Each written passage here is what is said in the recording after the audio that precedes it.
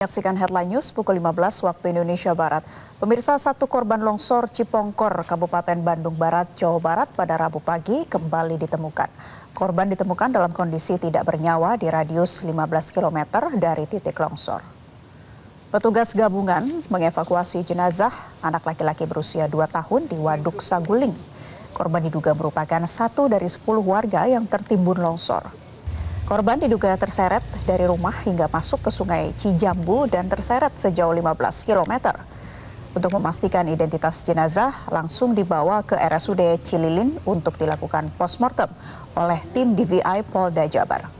Dengan demikian, dari total 10 korban yang dinyatakan hilang, 5 diantaranya sudah ditemukan dalam kondisi tak bernyawa.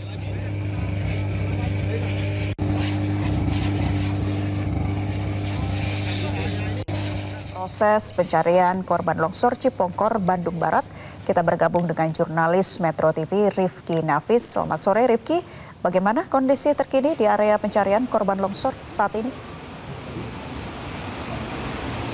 Selamat sore Naila dan juga pemirsa. Memang betul sekali saat ini kami masih melaporkan dari area tempat terjadinya longsor di Cipongkor, Kabupaten Bandung Barat.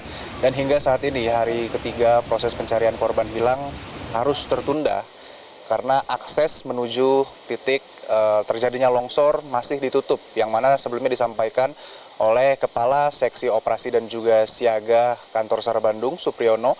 Hal ini karena pada hari sebelumnya di jam 17 hingga 23 waktu Indonesia Barat terjadi hujan dengan intensitas ringan hingga sedang yang menyebabkan akhirnya adanya perubahan ataupun pergeseran tanah di lokasi tempat terjadinya longsor tersebut, sehingga memang ini harus dilakukan asesmen ataupun penilaian ulang oleh tim kecil SAR gabungan yang mana menggunakan K9 dan juga drone untuk membuat skema baru.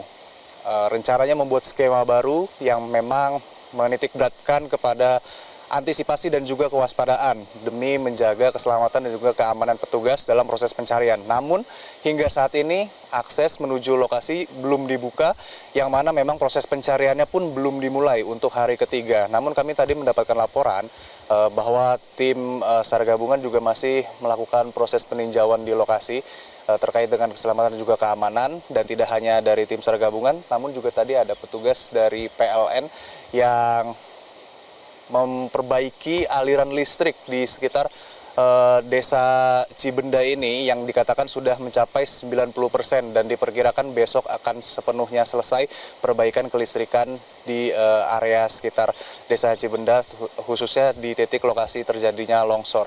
Dan memang kalau kita boleh informasikan, saat ini tim SAR gabungan telah berhasil menemukan dan juga mengevakuasi 5 korban dari 10 korban yang sebelumnya dinyatakan hilang.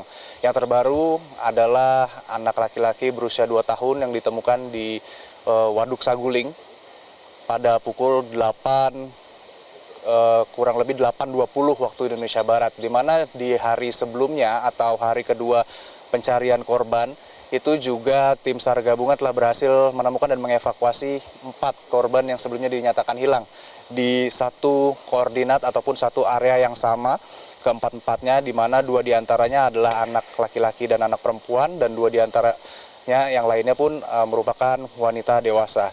Dan terkait dengan kondisi terkini juga kami harus menyampaikan cuaca di sekitar desa Cibenda, Kabupaten Bandung Barat ini memang semakin sore semakin terlihat memburuk. Kalau kita lihat memang sudah terlihat adanya awan gelap yang menyelimuti langit di desa Cibenda ini.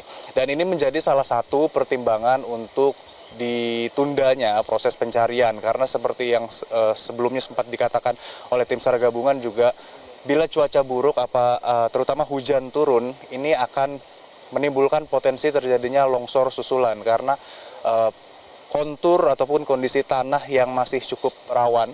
Bahkan kemarin dalam kondisi cuaca baik saja masih sangat menyulitkan petugas yang melakukan proses pencarian dengan kondisi tanah yang licin, kemudian juga banyak yang terjerembab ke dalam hingga kedalaman 1 hingga 5 meter. Dan ini pun nantinya kalau misalkan ada cuaca buruk atau hujan akan sangat menghambat proses pencarian, karena kalau kita boleh ceritakan di 3 penemuan korban ataupun jenazah pertama saja itu ditemukan dalam kondisi kedalaman 1 hingga 1,5 meter, sehingga artinya itu kedalaman yang cukup dalam ataupun jauh di dalam tanah. Dan kalau misalkan dengan kondisi hujan itu bisa sangat mengganggu ataupun menghambat proses pencarian karena harus menggali lebih hati-hati dan juga lebih dalam lagi.